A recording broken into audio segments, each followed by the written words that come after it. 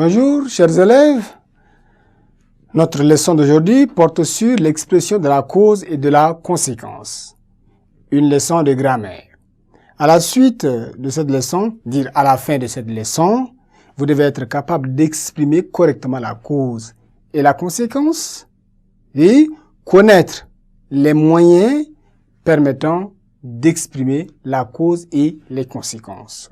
C'est quoi la cause et c'est quoi la conséquence? Les deux mots, cause et conséquence, sont logiquement liés. C'est des mots, n'est-ce pas, qui sont intimement liés. C'est des notions qui se complètent. Donc, l'une existe parce que l'autre existe. On ne peut pas parler de la cause sans la conséquence. Jamais. Donc, on peut toutefois mettre en relief ou en valeur l'une plutôt que l'autre. On peut décider de mettre la cause avant et de mettre la conséquence après ou vice-versa. Donc, il faut dire que la cause et la conséquence sont des notions intimement liées. Toutefois, on peut mettre en valeur soit la cause, soit la conséquence. La cause, ici, est l'origine d'une action. La cause est l'origine d'une action et la conséquence en est le résultat. Si vous avez posé un acte, attendez-vous à un résultat, à une conséquence.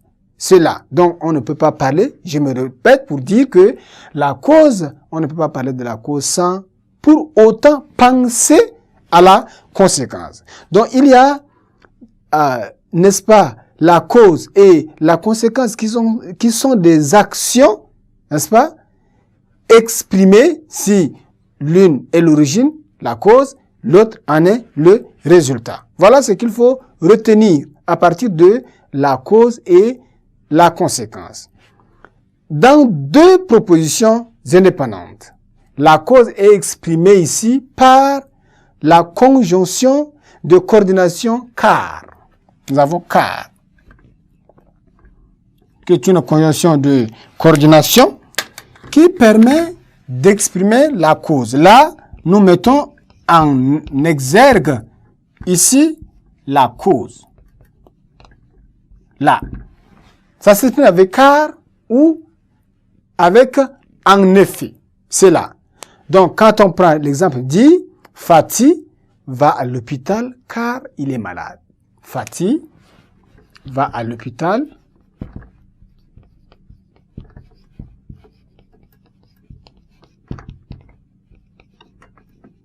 car elle est malade. Autant. Car elle est malade. Voilà. Elle va à l'hôpital car elle est malade. Donc, nous avons exprimé ici la cause. Par le biais, n'est-ce pas, de car ici. Fatih va à l'hôpital car elle est malade. Les mots, n'est-ce pas, de liaison qui vous permettent d'exprimer la conséquence sont là aussi. Pour la conséquence, ici c'est pour la cause.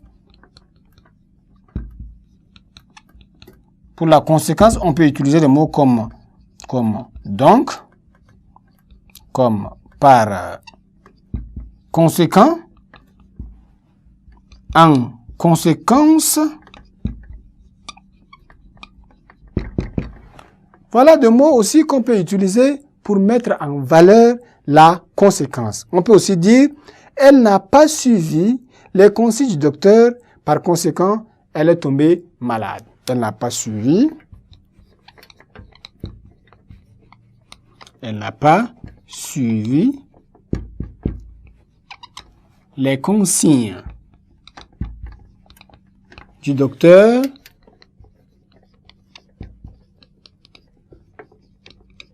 Par conséquent,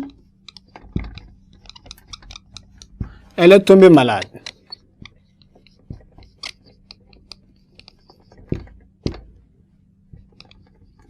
Ça, c'est la conséquence de sa négligence. Elle n'a pas suivi les consignes du docteur. Par conséquent, elle est tombée malade. Ça, on a exprimé la conséquence.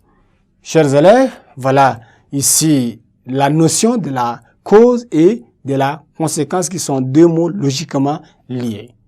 L'une dépend de l'autre. Au revoir et à la séance prochaine pour une autre leçon.